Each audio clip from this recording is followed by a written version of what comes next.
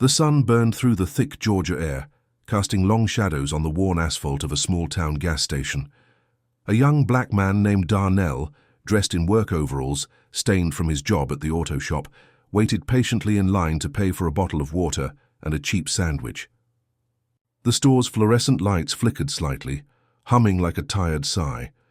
Behind the counter stood Officer Rick Halverson, a part-time cop and full-time gatekeeper of small-town order. He wore his uniform like a badge of superiority, not protection. When he wasn't policing traffic violations, he volunteered to work security shifts at the gas station, a place where he felt in control. Darnell stepped forward with a nod, placing his items gently on the counter. Before he could speak, Rick narrowed his eyes. "Got money for that, boy?" he asked, his voice sharp and loud enough for the rest of the store to hear. A few customers turned, some smirking, others averting their gaze. Darnell's hand froze, in mid-air. "Yes, sir," he said softly, reaching for his wallet. Rick's hand hovered near his taser. "Let me see your ID, and don't try anything stupid." There was no probable cause, no suspicion, just a brown face and a badge looking to remind it where it stood. Darnell, jaw clenched but obedient, handed over his driver's license with quiet dignity. Rick took his time inspecting it like he was sniffing for a lie. "You from around here?" he asked, though the address clearly said Macon, just 20 minutes away. "Yes, sir. Work at Mike's Auto down on Vine." Rick scoffed. "Figures." The line behind Darnell grew, but no one said a word. Not the older man clutching a six-pack, not the young woman texting behind aviator sunglasses. Silence, thick and complicit. That's when the door opened. A tall figure in a plain grey hoodie stepped inside. No fanfare, no entourage, just a slow, measured gait and a look that pierced through tension like a scalpel through cloth. He moved toward the refrigerated drinks, eyes glancing briefly toward the counter. Something shifted in the air, but Rick didn't notice. He was too busy humiliating a man he thought was beneath him. Rick held Darnell's ID just a little longer than necessary, flipping it back and forth as if trying to catch it in a lie. His voice got louder. "You know, people like you, always, find a way to screw up. Stealing gas, running scams, thought I'd seen you here before." Darnell stayed still. His face didn't flinch, but his fingers curled slightly on the counter. This wasn't the first time. It wouldn't be the last.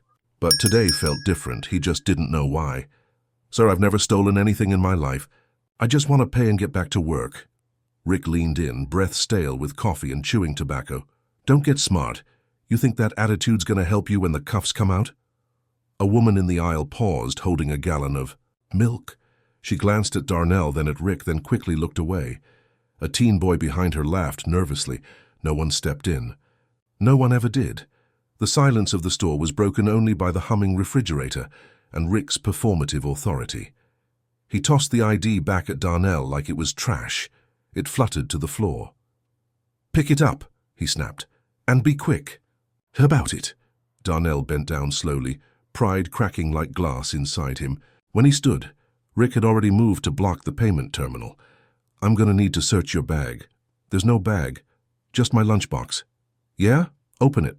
A plastic container of chicken and rice, a fork, a napkin with his daughter's. Drawing on it, a pink crayon heart with Daddy written in shaky letters.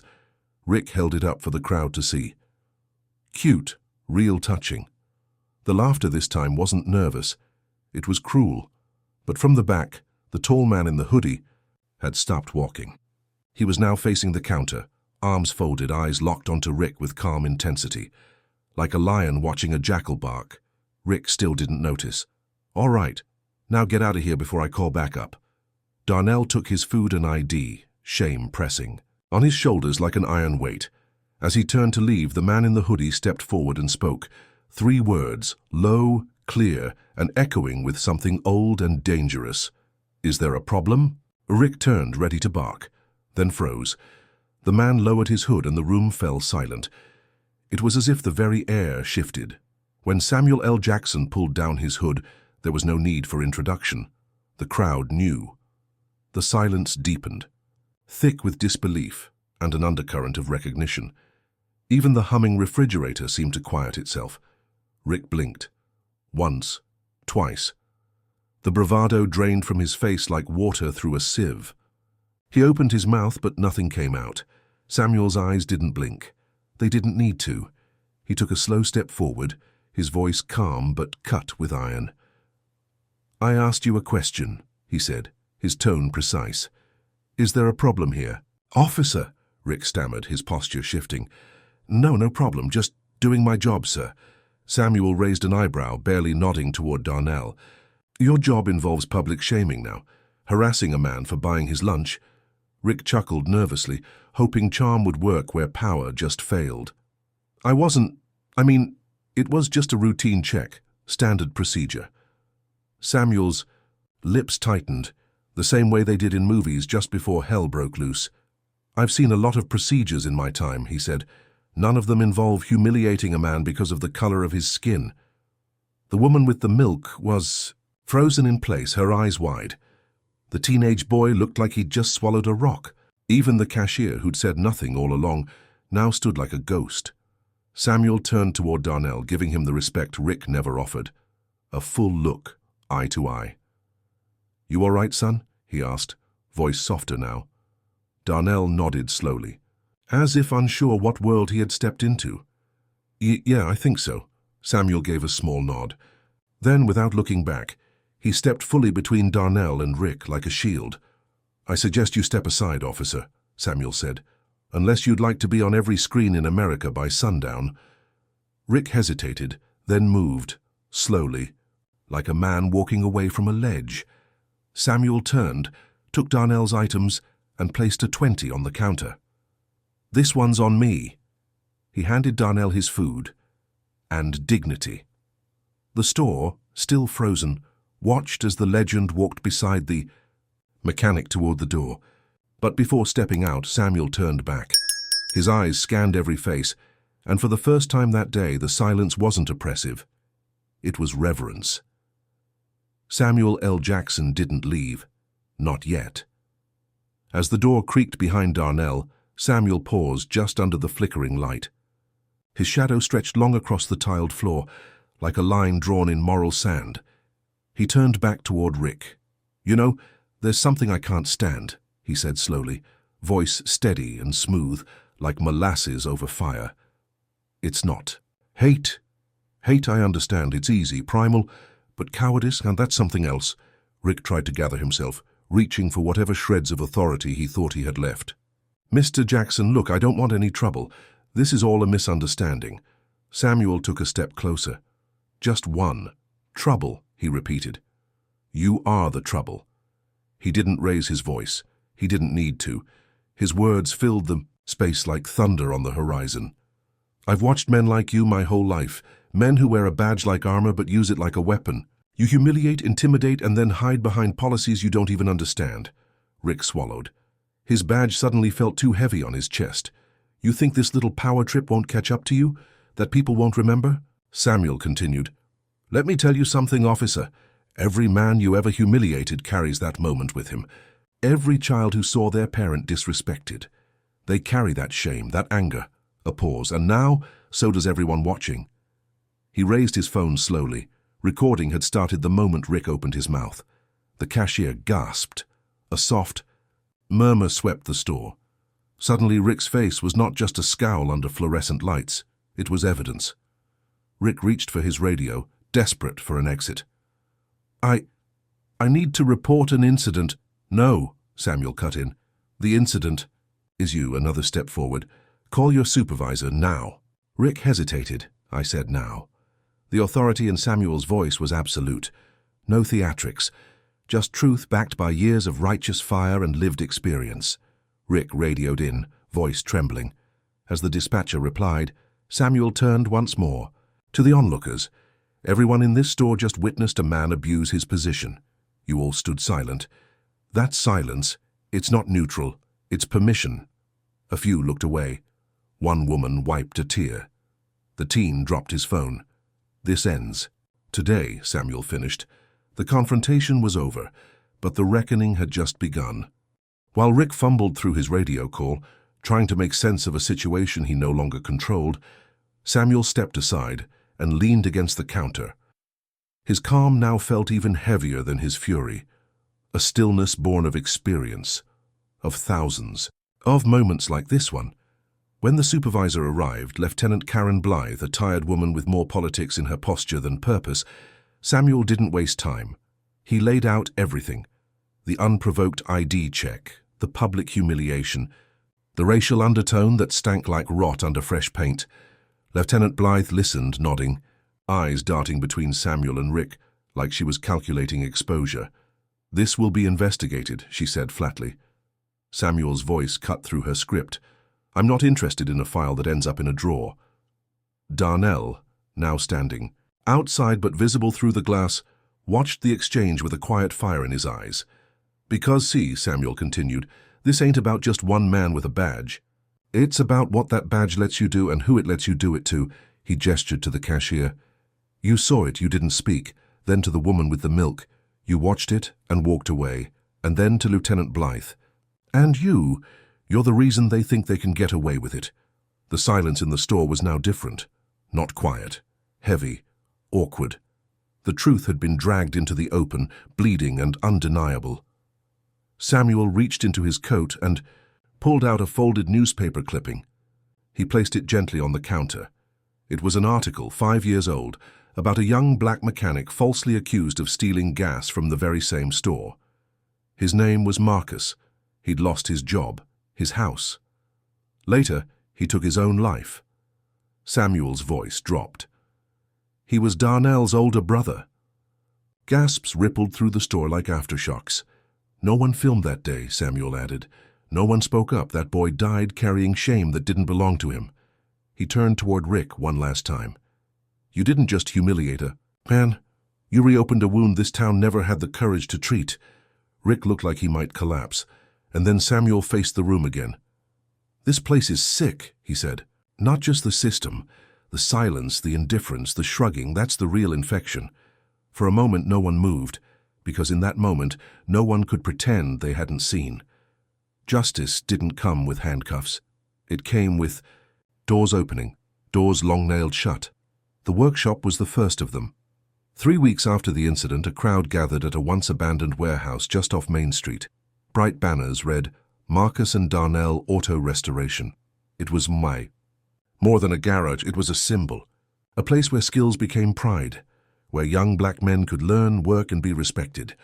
Samuel was there for the ribbon cutting, not on a podium, but beside Darnell, who wore his brother's old coveralls, stitched with a patch that read, "Still Standing." "I never thought I'd be here," Darnell said to the cameras, his voice thick with emotion. "I thought I'd just survived my whole life, but now I get to build something." Samuel stepped up only when the applause quieted, looked out at the crowd, then down at the children sitting cross-legged in the front row. "This isn't charity," he began. "This is correction. Because this shop isn't just for fixing cars, it's for fixing stories. For every young man who thought he was only worth the worst thing someone assumed about him." The crowd went still. Then he turned to the mayor, the police chief, and every suit lining the back wall. "You don't get to clap this away," he said. "This shop exists because the system failed again. If you want to show support, start with reform, start with accountability." He handed over a folder, one Samuel himself had compiled with a legal team, recommended reforms, training mandates, public accountability structures. No one could claim ignorance anymore.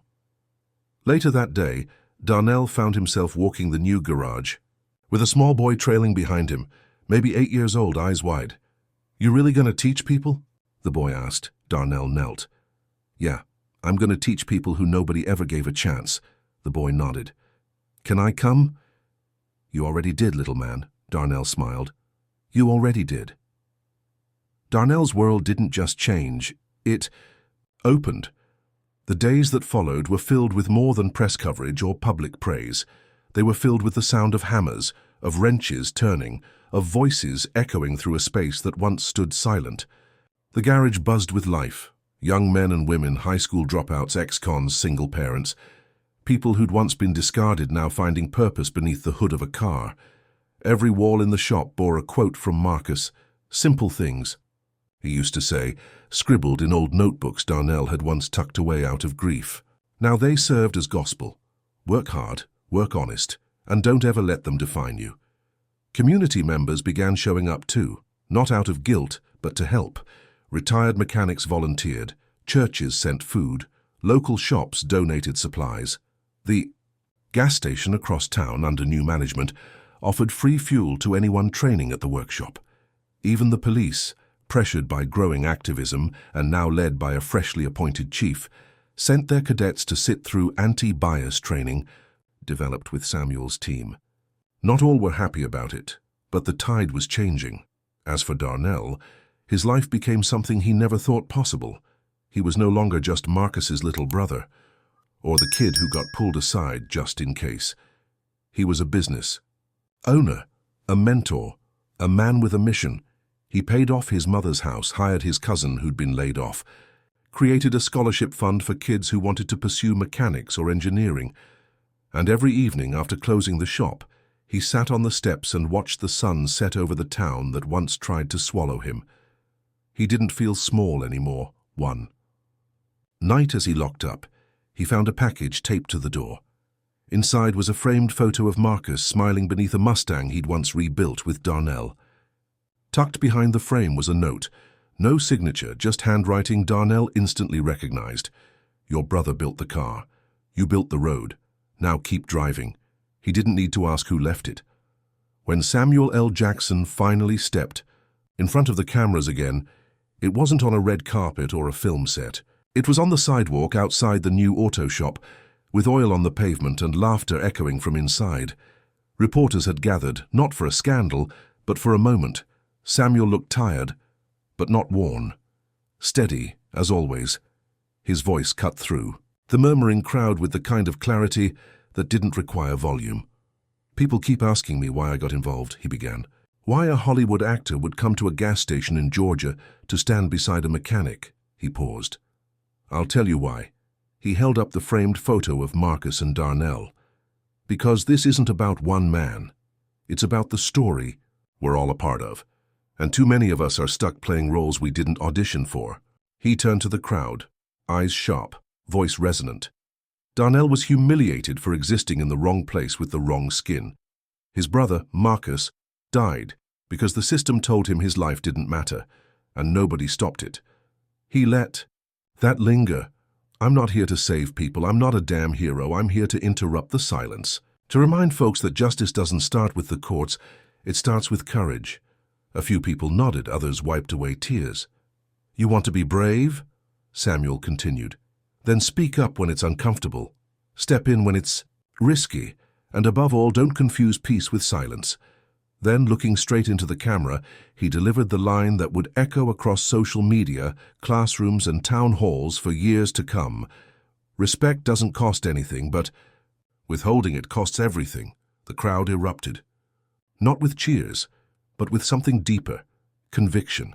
As Samuel stepped away from the microphones, a reporter asked if he'd ever come back. He smiled. I never left.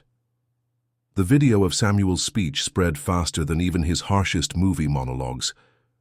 Within hours, the phrase, respect doesn't cost anything, but withholding it costs everything, became a rallying cry. Teachers wrote it on whiteboards, teens printed it on shirts. One muralist painted it across a brick wall in Chicago, with Marcus and Darnell's faces beside it. The story was no longer just about one small-town injustice. It had become a national reckoning. TV pundits debated it. Churches preached on it.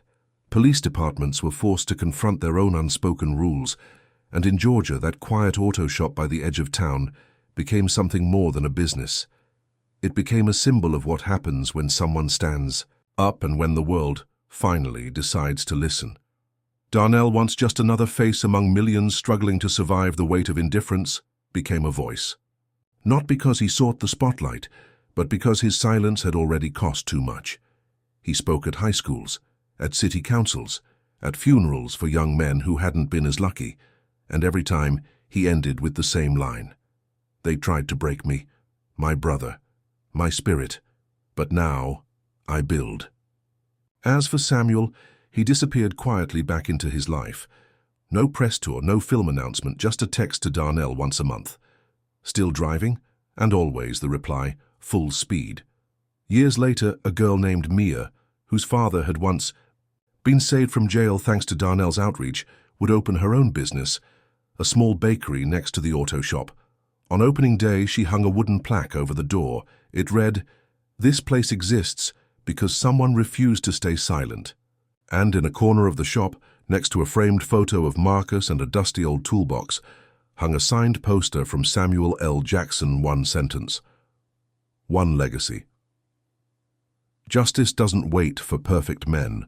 It begins with one man who says, "Enough, fade to black."